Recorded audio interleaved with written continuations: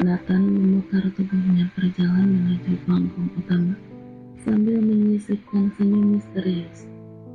Para tamu yang masih memperhatikan kejadian tersebut menjadi penasaran dengan kejutan apa yang akan diungkapkan oleh Nathan. Paman Andreas dan Paman Smith menatap Nathan dengan sebelah mata, mencoba menyembunyikan ketidaknyamanan mereka. Nathan memegang mikrofon dengan percaya diri. Terima kasih atas kehadiran kalian semua. Aku akan memberikan pertunjukan spektakuler. Seru Nathan. Wah, lampu di aula padam, kegelapan kini menyelimuti aula. Tirai panggung terkuak lebar dan sorot lampu tajam memusat pada dua sosok manusia tanpa kesadaran diri kini tergantung bagai marionet. Digerakkan oleh tangan kejam Nathan melalui tali pengontrol. Tubuh mereka bergoyang-goyang seiring permainan takdir yang dikuasai sang maestro kehidupan.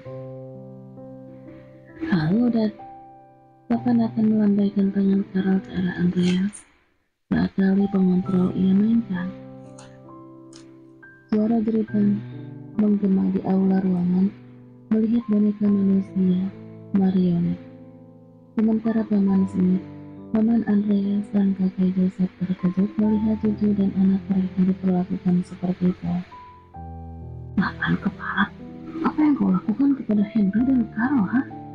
Seperti Paman Smith yang merasa terguncang melihat aksinya Nathan. Nathan tetap tenang, tetapi senyuman misteriusnya semakin terlihat. Jangan khawatir, Paman Smith, ini hanya pertunjukan. Mereka baik-baik aja. Namun Paman Andreas tidak bisa menyembunyikan ketidaksukaannya. Ini kejam, Nathan. Bagaimana kau berani memperlakukan keluargamu seperti ini, ya?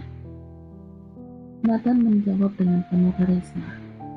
Pertunjukan ini adalah metafora dari manipulasi dan kontrol yang pernah kalian lakukan terhadap hidupku. Sekarang aku punya kekuatan untuk mengendalikannya.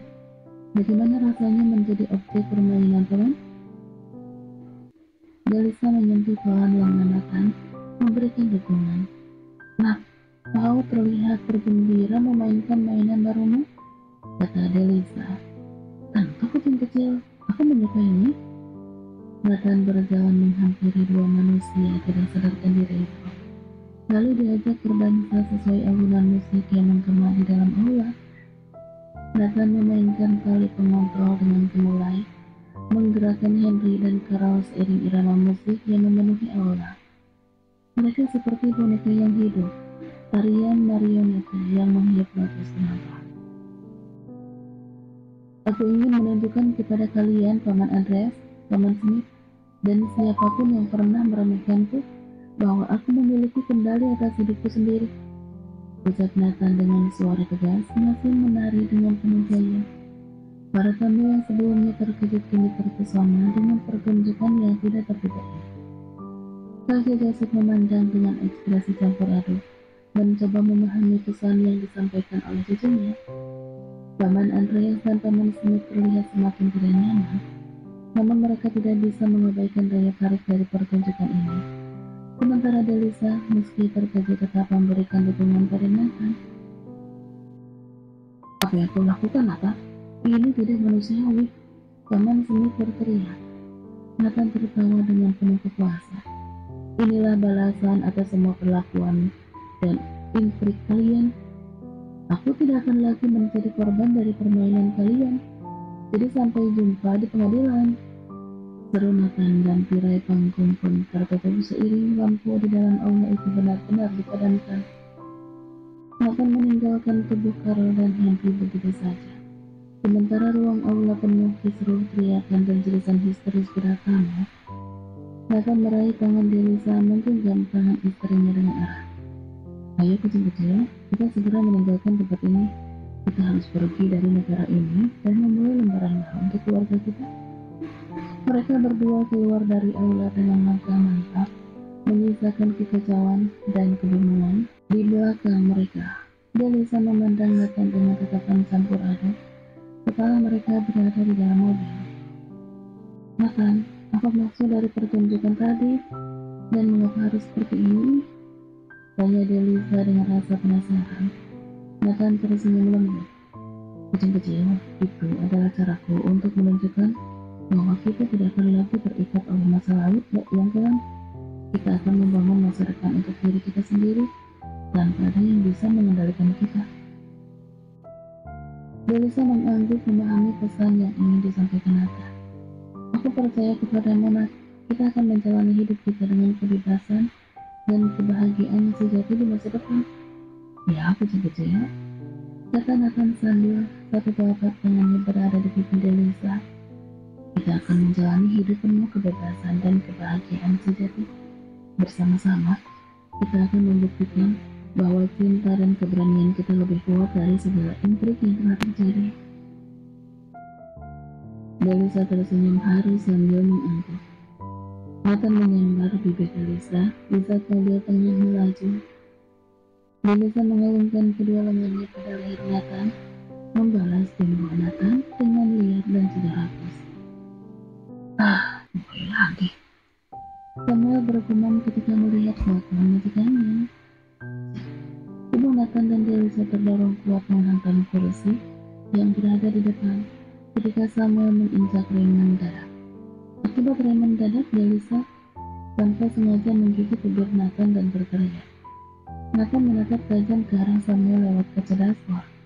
Samuel, apa kau cari mati ya? Bentak Nathan. Maaf tuan, ada anak kucing menyeberang, jawab Samuel berkilau. Sebulan telah berlalu sejak insiden pengobatan yang menggemparkan itu. Kini Delisa dan Nathan telah menetap di sebuah rumah sederhana yang terletak di pedesaan. Pilihan untuk pindah ke desa muncul atas permintaan Delisa yang merindukan ketenangan dan suasana alam yang hijau dan asri. Meski berada jauh dari keramaian kota, Nathan tetap meluangkan waktu untuk pulang pergi ke kantor perusahaan Grup Azuri. Dengan setia dia memantau perkembangan pekerjaan para karyawannya. Nathan dengan cepat menahan mulutnya. Pagi ini Nathan terbangun dengan mendadak. Dia merasa perutnya begitu mual dan tubuhnya terasa lemas, membuat Nathan mencengkeram perutnya dengan gentar sambil beranjak turun dari ranjang, berlari ke arah wastafel di kamar mandi. Nathan memuntahkan semua isi perutnya sambil mencengkeram kuat perutnya. Aku salah makan, aku bagaimana sih? Kenapa perutku seperti sedang memiliki rawat monster? Tuh Nathan sambil membersihkan mulut dengan air yang keluar dari keran wastafel. Baru saja Nathan membersihkan mulut, rasa mual itu kembali hadir. Nathan merasa kesal saat merasakan tumpuk lambung dan juga kesakitan di perut. Sementara Delisa yang mendengar suara seseorang yang muntah mengerjapkan mata, dia menoleh ke samping, namun tidak menemukan suami tercintanya. Sayang, apakah kamu yang muntah? Tanya Delisa dengan perasaan yang masih menanti. Delisa beranjak turun dari tempat tidur, berjalan ke arah kamar mandi dan sesekali menguap. Nathan mengangguk lemah. Biasanya seperti ada badai dalam perutnya. Jawab Nathan lemas. Delisa menghampiri Nathan, meletakkan tangan lembut di punggung suami. Sepertinya kamu butuh istirahat. Mungkin ada yang salah dengan makanan semalam. Saran Delisa sambil mengelus punggung Nathan. Aku akan ambilkan air hangat. Mungkin bisa membantu. Nathan memutar tubuh. Dia langsung memeluk tubuh istrinya dengan manja. Tidak mau, jangan jauh-jauh, ingin dimanja. Kata Nathan merengek. Delisa mengernyitkan dahi melihat sikap Nathan yang berubah 190 derajat. Nathan yang selalu menjaga sikap karismatiknya, tiba-tiba seperti anak kecil. Itu terlalu menggelikan bagi Delisa. Delisa sempat berpikir jika Nathan kesurupan gentleman-nya Kevin dan Adam. Sayang, kamu tidak sedang tertular ekstentif oleh Adam dan Kevin kan? Apakah kamu terkena stek? Tunggu sebentar, aku akan mengambil air hangat terlebih dahulu dan membawa Kevin untuk memeriksa keadaanmu.